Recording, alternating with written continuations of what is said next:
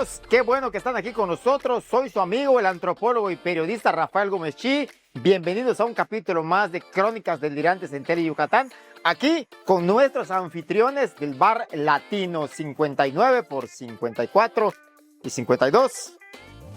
Refrésquense en tiempos de calor y vamos a conversar con una invitada muy especial, porque recordarán que recientemente se renovó el Consejo de Cronistas de la Ciudad de Mérida. Con nosotros, la doctora Ileana Lara Navarrete, cronista de la Ciudad de Mérida, para platicar de un tema muy importante. No se vayan, quédense, comenzamos.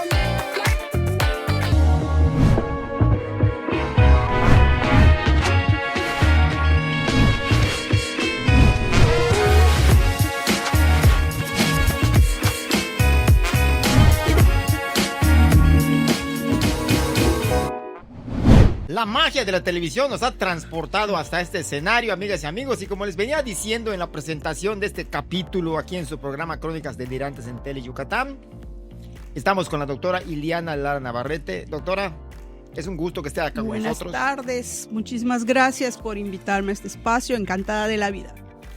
Para que ustedes tengan idea de la calidad de persona, porque no solamente en el ámbito personal, profesional, la doctora Lara Navarrete es originaria de Mérida, es una figura destacada en el ámbito académico y cultural, tiene 25 años de trayectoria en la Universidad Autónoma de Yucatán, más otras universidades, y ha dedicado su vida a la formación de profesionales y a la investigación, como les decía yo en la presentación, en la arquitectura y el patrimonio.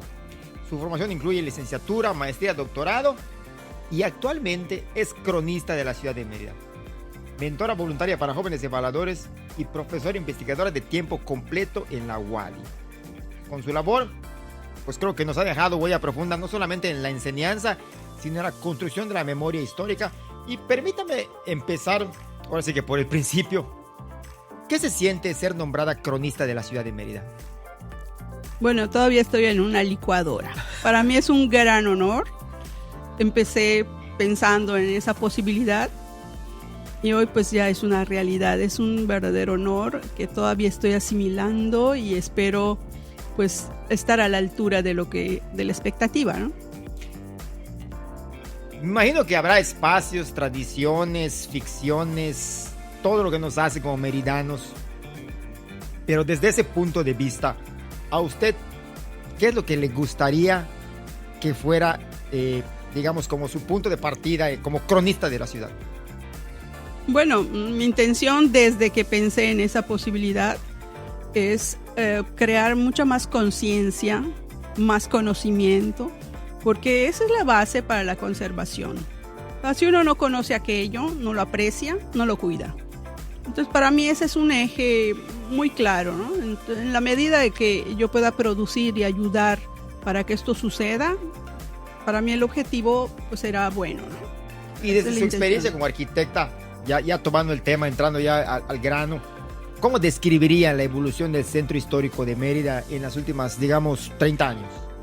Los últimos 30 años. Bueno, el centro histórico ha evolucionado de una manera natural, como han evolucionado muchos centros históricos de muchas ciudades. ¿Qué ha pasado aquí? Que no teníamos un organismo rector como es el INAH que pudiera atajar ciertas acciones. Se ha perdido mucho, magníficas construcciones, edificaciones de tiempos atrás, por esta falta de conciencia y apreciación. Las últimas décadas esto se ha pronunciado mucho más. Sin embargo, sí se ha logrado atajar la demolición total de edificios. Estamos hablando de que el INAH entró en el 73, se hace oficial aquí en el 80 y tantos, 85, 86, y es a partir de entonces cuando se detiene la destrucción total. Sabemos que siempre hay gente que se las arregla para destruir, pero ya hay un organismo rector. Esto a muchos les gusta, a muchos no les gusta, pero pues así está la cosa. Sí, porque ahora una queja que he escuchado es que el INAH no me deja. No deja nada. No deja nada. No deja nada. Pero bueno, siempre hay un espacio de diálogo, flexibilidad para que sucedan cosas, ¿no? Oiga, he estado yo viendo sus datos y su currícula y su tesis doctoral es el impacto de las urbanizaciones cerradas. Para empezar, ¿qué es una urbanización cerrada y cómo ha impactado en Mérida, por ejemplo? Bueno, es un tema que a mí me tomó de sorpresa.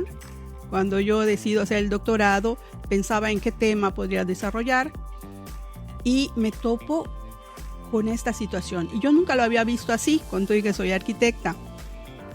Y me meto a averiguar, y estamos hablando del 2007, cuando yo terminé la tesis. Yo tuve un registro de 146 urbanizaciones cerradas. Una urbanización cerrada es aquella que tiene una pluma, un control de acceso, donde solo pueden entrar pues, los que viven allá y hay pues, una regulación de acceso. ¿Qué pasa con esto? ¿Por qué esto sería un problema para la ciudad? Yo actualicé eso 10 años después. Ya estábamos alrededor de 177 urbanizaciones cerradas.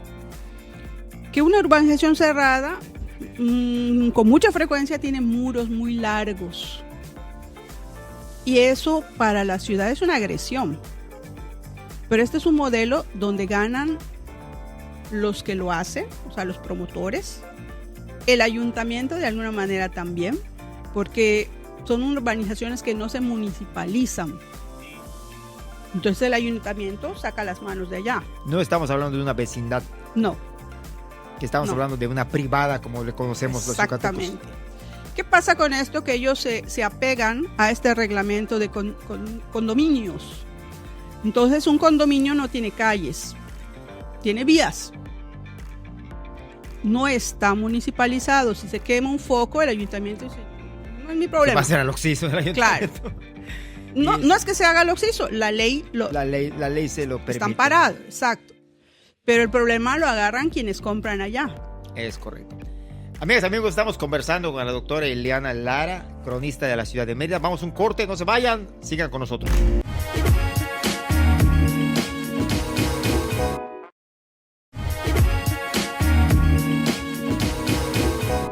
Qué bueno que continúan con nosotros. Estamos platicando con la doctora Ileana Lara, cronista de la ciudad de Mérida. Soy su amigo Rafael Gómez Chi. Y estamos hablando de las urbanizaciones cerradas, lo que los yucatecos conocemos como una privada. Compré mi casa en una privada y me siento importante porque hay un guardia, vigila, para que nadie entre, mi coche pasa. Y me estaba comentando usted que acarrea problemas porque no son como que lugares directamente urbanizados.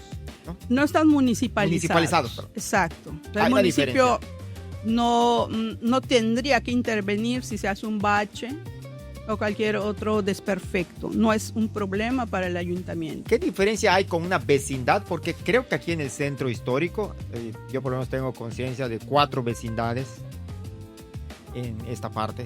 ¿Qué diferencia habría entre eso? El asunto del acceso. Una vecindad, por ejemplo, casi siempre es un pasillo con casas o algo así. Muy pocas tienen calles. Estas sí están municipalizadas. Las urbanizaciones cerradas no. Entonces esto es un problema porque si tú, por ejemplo, eres un fraccionador y decides apegarte a una urbanización cerrada, hacer una urbanización cerrada, tú no tienes que dar, por ejemplo, área de donación.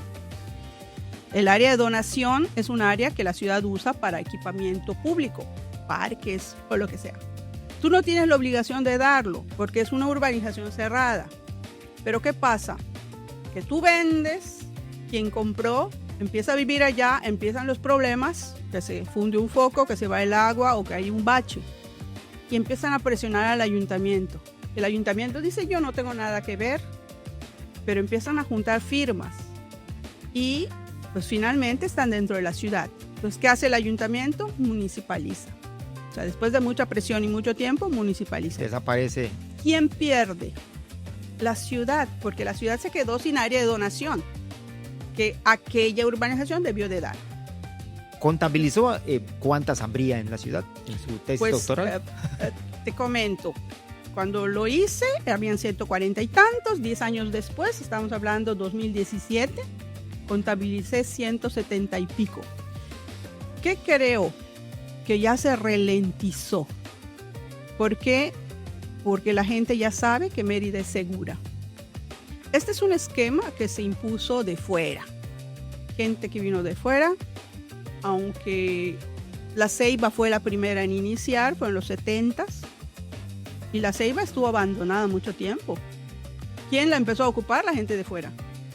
A los yucatecos no nos gusta vivir encerrados, nos gusta nuestro patio, etc. Pero ¿qué pasa? Que ya la gente, nosotros somos imitones, ¿no? Sí. Entonces, bueno, vemos aquello y creemos que eso es una forma buena de vivir.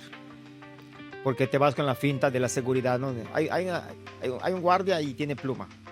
No, una de las conclusiones de mi doctorado fue que la gente hoy, o en ese entonces, se encerraba por estatus, no por inseguridad.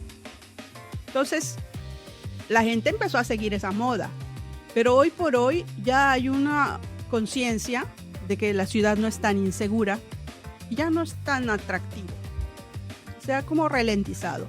No he actualizado el estudio, pero me parece que ya hay mucho menos. Bueno, no es que haya mucho menos, dejó de crecer tanto. Ya se distribuye más la vivienda en un sector más abierto. Sí. Oiga, retomando el tema de lo de aquí del centro histórico, yo siempre he pensado que el centro histórico es una mezcla de múltiples cosas. De pronto te encuentras una casa del siglo XIX con algo art déco y luego hay algo muy, muy moderno. Sí. Y siempre pongo el clásico ejemplo de la esquina del Conde. De la casa del Conde ahora hay un edificio de cristal y acero. ¿Podría compartirnos cuáles son los elementos arquitectónicos del centro histórico que considera hoy esenciales para conservar la memoria urbana de Mérida? Sí, claro. Yo más que elementos, porque los elementos son los que componen una edificación, o sea, sus cornisas, sus puertas, esos son elementos. Okay. Yo diría edificaciones, hablaría de edificaciones y no es que de entornos completos, ¿no? Por ejemplo, lo que le da carácter a nuestros barrios, Mejorada, San Juan, San Cristóbal. Yo creo que allá son ámbitos completos que no deben de perderse. Y bastan algunas construcciones de la época para que esto permanezca por más tiempo. Me parece que ya lo logramos. O sea, si no se atontelina, esto pues va a permanecer por mucho tiempo. ¿Qué sucedió? Que fue tal la destrucción antes de que hubiera regulación, que ciertamente el centro, pues hay de chile, de dulce y de manteca, de todas las épocas. El centro surge en la época de la colonia, estamos hablando del siglo XVI, y las construcciones se dieron con un estilo arquitectónico en boga en Europa, es lo que nos impusieron. ¿Qué pasó? Que luego vinieron y atropellaron los diferentes estilos.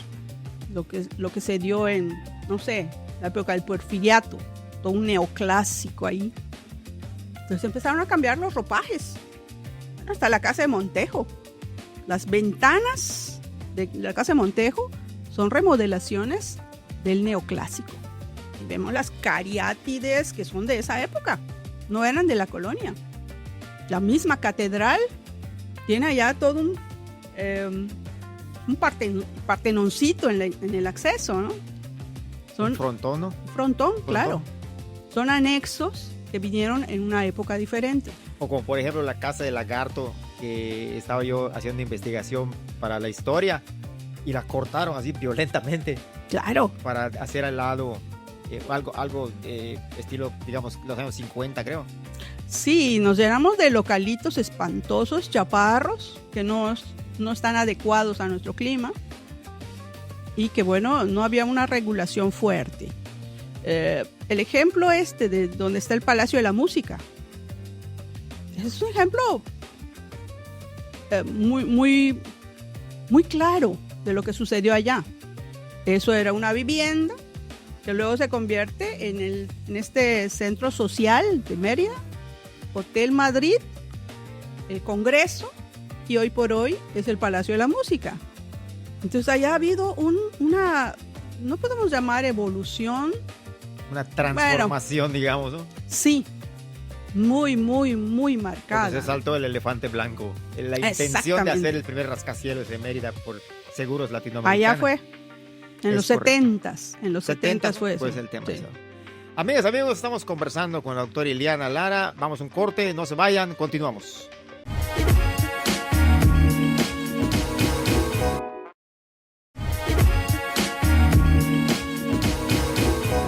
Qué bueno que continúan con nosotros aquí en su programa Crónicas de Ideantes en Tele Yucatán. Soy Rafael Gómez Chi y estamos conversando con la doctora Ileana Lara, cronista de la ciudad de Mérida. Y yo quiero ir a un asunto que para mí es muy interesante, el tema de las casas que hay tanto en el centro histórico como en Paseo de Montejo. Y si me lo permite voy a nombrar algunas y usted nos explica, por ejemplo, el estilo arquitectónico de esta casa y qué es lo que a usted más le llama la atención. Por ejemplo, podríamos comenzar incluso por la Casa del Lagarto, que ahorita han rescatado por las autoridades municipales. ¿Cómo no? Esta es una casa emblemática. Y es emblemática del periodo del Porfiriato. Esta fue una casa hecha después de la colonia y marca una forma muy diferente como se construye en la colonia. Acordémonos que en la colonia las fachadas se alineaban al paramento. Esta casa se remete y muestra su jardín. Entonces, allá de entrada hay un cambio importante, ¿no? Correcto. Por ejemplo, tenemos aquí enfrente el Bar Latino donde estamos transmitiendo y grabando para todos ustedes este programa. La Casa Amabilis, la famosa Casa Azul que me prohibieron tomar fotos. Esa casa también es icónica. Es magnífica. ¿Qué tiene la Casa Amabilis? La Casa Amabilis tiene un equilibrio casi perfecto. Equilibrio y simetría en sus formas. También es del periodo del Porfiriato. O sea, todas esas casas son remodelaciones y reconstrucciones de un tiempo más reciente, ya no de la colonia. No olvidemos que el centro histórico de Mérida ya no es colonial. Ese es un tema que siempre le digo a la gente, que una cosa que siempre digo, engañan mucho al turista porque Mérida no tiene un centro colonial y la comida no es ancestral. Y hay un tema también... hay diferentes estilos. Por ejemplo, está la Casa Morisca. La Casa Morisca. Bueno, no podemos más que pensar de dónde venimos. O sea, España, que es quien nos coloniza, tuvo una dominación de casi 900 años de los musulmanes, de la cultura árabe. Entonces, ¿qué pasa en 900 años? ¿Cuántas generaciones crecen, se nutren con esta ideología? Y es justo lo que nosotros heredamos. O sea, todas las maneras y formas de construir de los árabes nos llegan de manera directa. La Casa Morisca es un muy buen ejemplo de esto. Y por eso yo siempre digo, antes de reclamarle a España, reclamémosle a los árabes. Por ejemplo, el uso de albarradas. Pues más que reclamarle, yo agradecería. Estamos llenos de palabras, de formas de comer, de formas de pensar, de la matemática, de la arquitectura. Creo que tenemos una herencia excelente de mezclas interesantes. Para mí una casa que me llama mucho la atención es la del centro histórico donde hospedaron a Carlota, el Gallito. El Gallito. El Gallito, porque creo que esa no refleja tanto, no es porfiriana, ¿no?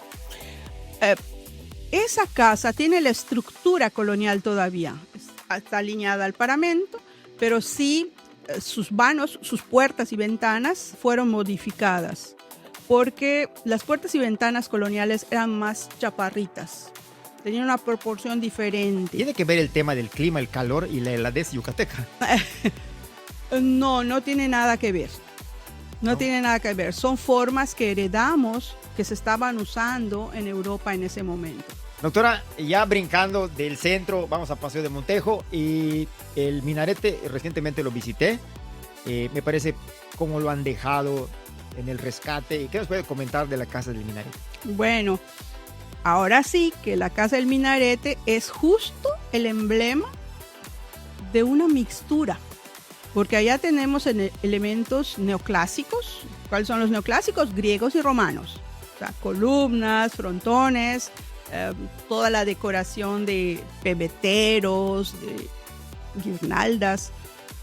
Y tenemos un elemento que marca que es justo el minarete, este elemento vertical como torre, que es herencia directa musulmana. Entonces allá tenemos una mezcla muy bien lograda de una arquitectura muy propia nuestra. O sea, ya no es ni solo neoclásica, ni solo musulmana, ya es regional. Y es una tropicalización de los estilos europeos. Claro, que por eso me trajeron. encanta. Sí, sí. Que por cierto, si esa casa se hubiera construido en tiempos actuales, estaríamos hablando de un escándalo, corrupción y tráfico de influencias y todo ese tema. También hay otra casa, digo, aparte de las mal llamadas casas gemelas, del Palacio Cantón, que es más como una villa italiana. Hay una casa en Paseo Montejo que está casi frente al banco HSBC. Ya hice un comercial, ni modos. Que creo que sus alumnos están trabajando por ahí también, ¿no? Sí, ¿es esta casa que veíamos o la del Banco Serfín? ¿Cuál será? La que está antes del banco. La que está antes del banco. Sí. Ah, bueno, esta es una casa neoclásica de corriente o de un estilo muy puro neoclásico. Marca todos los elementos, las balaustradas, las escalinatas del neoclásico, pero está en un excelente estado de conservación. Además está enclavada en un terreno amplio, todavía pues, casi virgen, que da para muchísimas cosas hacer. Te comentaba, mis alumnos ahorita trabajan en eso, cómo podrían unir Montejo con la 56, me parece,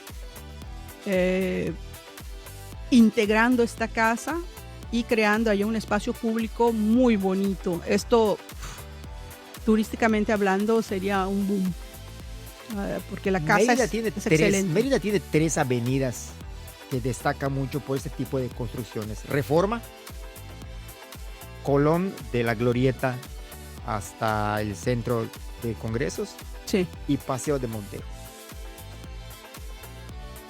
¿Cuál es para usted el más bello? Wow. Bueno, Montejo sin duda. Ha tenido muchísima destrucción, volvemos a lo mismo, que salva a Montejo sus árboles. Sus árboles que le dan esta unidad a todo. Y las casas que quedan todavía tienen un valor y un estado de conservación excelente. Montejo es simbólico, es el emblema de la ciudad. Tiene todo lo que debe de tener una avenida que a los urbanistas nos encanta, ¿no? O sea, tiene el espacio, tiene el área para caminar, tiene buena área de sombra, tiene paisaje, tiene muchas cosas que son deseables en las avenidas. Oiga, dígame rápidamente, ¿qué proyecto o iniciativa tiene usted en mente así rápido que le gustaría que permanezca? O sea, su legado como cronista de la ciudad de Mérida. ¡Wow! Está un poco difícil porque es muy reciente. Sin embargo, una de las cosas que tengo en mente es reeditar un libro que hice hace muchísimos años, que es el de estilos de la ciudad, que lo hice actualizarlo. Lo hice muy saliendo de la carrera. Muy bien, amigas, amigos. Doctora, ¿algo más que usted quiera agregar? Pues nada, que la gente ame a nuestra ciudad, porque es la única manera como nos vamos a garantizar conservarla. Pues un saludo para todos. Soy su amigo Rafael Gomechí. Esto es Crónicas Delirantes en Tele Yucatán. No se pierdan el programa los martes a las 7:30 de la noche, repetición los domingos a las 7:30 y terminando los domingos 8:30. Si no tengo flojera, después de subir el capítulo en YouTube. Yo creo que vamos a tener que hacer una segunda parte sobre la destrucción de Mérida, porque, da para mucho. ¡Nos vemos!